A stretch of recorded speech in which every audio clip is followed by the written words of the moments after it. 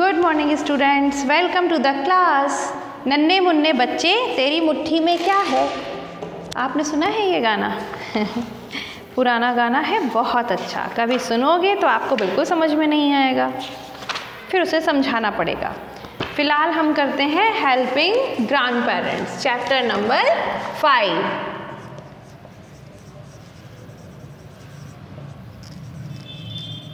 Helping grand parents, ठीक है। तो अब हम क्या करते हैं, फटाफट इसके हार्ड वर्ड्स लिख लेते हैं। बहुत सारा काम करना है। हार्ड वर्ड्स फर्स्ट लिखिए, हेल्पिंग।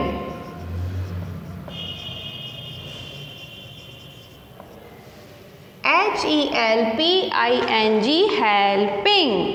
फिर ग्रैंड पेरेंट्स तो आपको पता ही है ना। तो ये क्या लिखना है बार बार, हम पहले भी तो पढ़ चुके हैं, इसको हटा देते हैं। फिर हम लिखते हैं ग्रैनी भी आपको पता है। फिर हम लिखते हैं बेंट, BENT। फिर हम लिखते हैं स्पीक, SPEAK। फिर ये बहुत बड़ा सा एक वर्ड है, SPECTALES, स्पेक्टेकल्स, SPECTACLES, सॉरी यहाँ पर T नहीं C है, वही तो CLES, स्पेक्टेकल्स। फिर fifth one is swing, SWING, swing. और बस 5 वर्ड्स ही हैं बस। Very good. तो लिख लो इसको सब बच्चे। HELPING, helping. BENT, bent. SPEAK, speak. Spectacles, SPECTALES। और SWING, स्विंग। स्पेक्टेकल वो D जैसा दिख रहा है, तो हम इसको वापस लिख देते हैं, SPECTACLES, स्पेक्टेकल्स। अब फटाफट वर्ड मीनिंग लिख लेते हैं। तो यहाँ तो ये हो गए आपके वर्ड्स, और इनके हम लिखेंगे मीनिंग्स, ठीक। हेल्पिंग मतलब होता है सर्विंग, SERVING, किसी की सहायता करना, ठीक है ना। किसी की सहायता करना, किसी की हेल्प करना, या किसी की हम मदद करना भी कहते हैं इसको, ठीक। ओके, बेंट मतलब क्या होता है, ऐसे झुका हुआ। हमने पढ़ा था ना कि उसकी जो दादी थी, उनकी कमर ऐसे झुकी हुई थी, वो झुक झुक के चलते थे। तो जब बहुत कोई बूढ़ा हो जाता है, बहुत एज हो जाती है, तो कई बार ये जो बैकबोन होती है वो ऐसे झुक जाती है, ठीक है। उसी को हम कहते हैं बेंट। तो बेंट का मतलब क्या लिख सकते हैं हम, CROOKED, क्रुक्ड। क्रुक्ड मतलब होता है झुका हुआ, ठीक है। नेक्स्ट हम लिखेंगे स्पीक। स्पीक का मतलब क्या होता है, टॉक, TALK, टॉक। टॉक मतलब होता है बोलना, ठीक।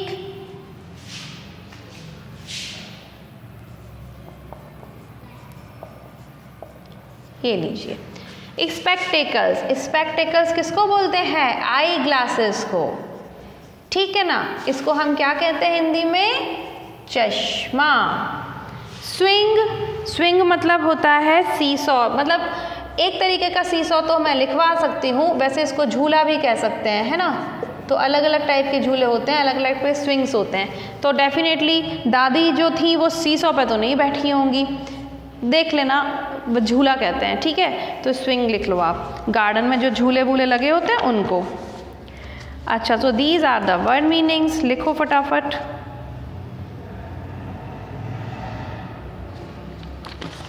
अब हम लिखेंगे क्वेश्चन आंसर्स।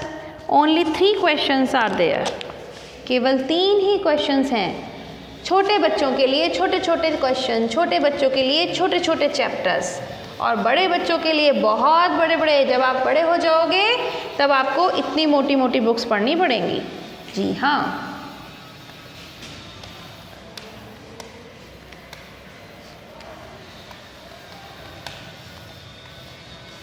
तो हाँ थक गई मैडम भी अब तो। अब हम लिखते हैं answer the questions, page number 2020। Question number 1, how old is Swinney? Swinney कितनी बड़ी थी, उसकी एज क्या थी? She is 5 year old. ठीक है, तो हम लिखेंगे हाउ ओल्ड इज स्विनी। तो हम क्या लिखेंगे इसमें? Swinney is 5 years old। ठीक है, question number 2, What is Granny looking for? उसकी ग्रैनी, उसकी दादी या नानी जो भी थी वो क्या ढूंढ रही थी? वो अपना चश्मा ढूंढ रही थी। ठीक है, तो question number 2, What is Granny looking for? Answer, Granny is looking for her spectacles. Spectacles मतलब चश्मा, आई ग्लासेस। पढ़ा है ना हमने अभी वर्ड मीनिंग में।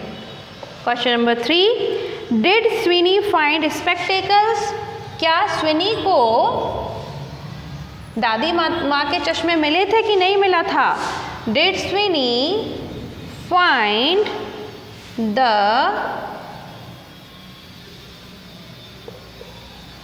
स्पेक्टेकल्स? तो इसमें हम क्या लिखेंगे? यस, स्विनी को मिला था, तो yes Swinney found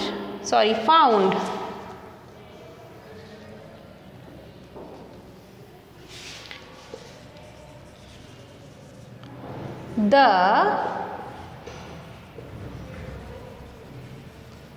spectacles. Getting? लिखो इसे सब बच्चे। Only 3 questions. Swinney is 5 year old, granny is looking for her spectacles, yes Swinney found the spectacles. अब एक लास्ट क्वेश्चन बचता है HOT। HOT में क्या पूछते हैं ये देखो तो। अवर ग्रैंड पेरेंट्स फील लोनली। हमारे जो ग्रैंड पेरेंट्स होते हैं वो कई बार बहुत अकेले अकेले बैठे रहते हैं। Which games can we play with them to give them company. हम उनको कंपनी देने के लिए क्या क्या गेम्स खेल सकते हैं उनके साथ। तो अब देखो दादा दादी इतने एजिड होते हैं कि वो क्रिकेट तो मुश्किल से ही खेल पाएंगे, है ना, और दादी भी बैडमिंटन नहीं खेल पाएंगी, और दादाजी या नाना जी कोई आपके साथ ग्राउंड में जाके फुटबॉल भी नहीं खेल पाएंगे क्योंकि उनकी तो मसल्स वीक होती हैं ग्रैंडफादर और ग्रैंड मदर की, है ना। लेकिन हम उनके साथ बैठ के इंडोर गेम्स तो खेल सकते हैं जो घर के अंदर, जैसे कि लूडो खेल सकते हैं, स्नेक्स लैडर सीख सकते हैं, और आपको पता है आप अपने दादाजी से चेस सीख सकते हो, वो बहुत इंटेलिजेंट होते हैं चेस खेलने में। तो ऐसे तो चीज़ें सीख सकते हो आप नई नई। और दादी से आप क्या सीखते हो, रंगोली बनाना। भी दिवाली आ रही है ना, आपकी दादी को बोलना या नानी जो भी जिसके भी पास आप दिवाली मनाओ, आप उनको बोलना कि रंगोली बनाना सिखाएं, है ना। तो दादी लोग बहुत सुंदर सुंदर दिए बनाना जानती हैं, रंगोली बनाना जानती हैं। तो ये छोटी छोटी चीज़ें करके आप भी नया नया कुछ सीख सकते हो, और दादा दादी को भी बोरिंग नहीं लगेगा, आप उनको कंपनी भी दे सकते हो। तो आप ढेर सारे गेम भी खेल सकते हो और नई नई चीज़ें भी सीख सकते हो, है ना। कहानी सुनने के अलावा और भी चीज़ें सीखनी चाहिए। तो चलो फटाफट HOT लिख लेते हैं और ये चैप्टर को कंप्लीट करते हैं। इसमें क्वेश्चन पूछा है, our grand parents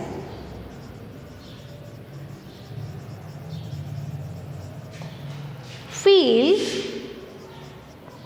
lonely? Which games can we play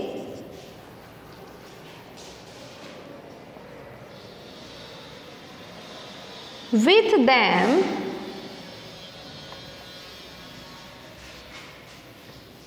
to give them company? अब आप बोलोगे मैडम हम तो इतने छोटे से हैं, हम चेस कैसे खेलेंगे, चेस तो बहुत टफ होता है। इतना भी कोई टफ नहीं होता, और आप तो इतने इंटेलिजेंट स्मार्ट हो, अभी थोड़ा थोड़ा सीखोगे तो 3rd 4th क्लास में जब आओगे तब तक तो आप चैम्पियन बन जाओगे, एकदम फर्स्ट क्लास, है ना। तो कुछ कुछ तो सीख ही सकते हो, शुरुआत तो कर ही सकते हो। तो हम क्या लिख सकते हैं, we can play Ludo, snakes ladder,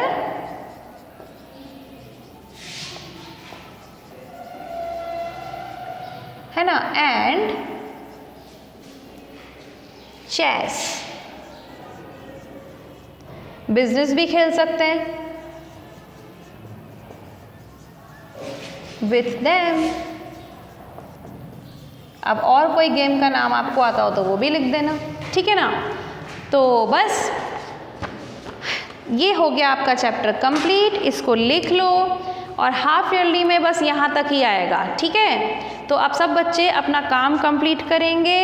और हाँ, एक और चीज़, आपके ग्रैंड पेरेंट्स इसमें भी आपकी हेल्प कर सकते हैं, है ना। तो आप उनसे अच्छी अच्छी राइटिंग लिखना सीख सकते हो, जल्दी से याद कैसे किया जाता है ये भी सीख सकते हो।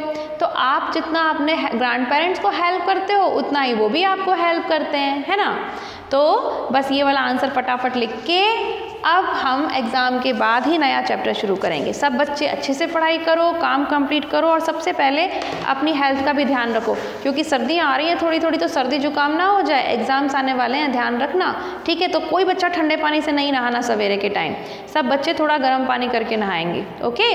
तो take care of yourself, keep studying, we will meet soon, up to that time, bye bye.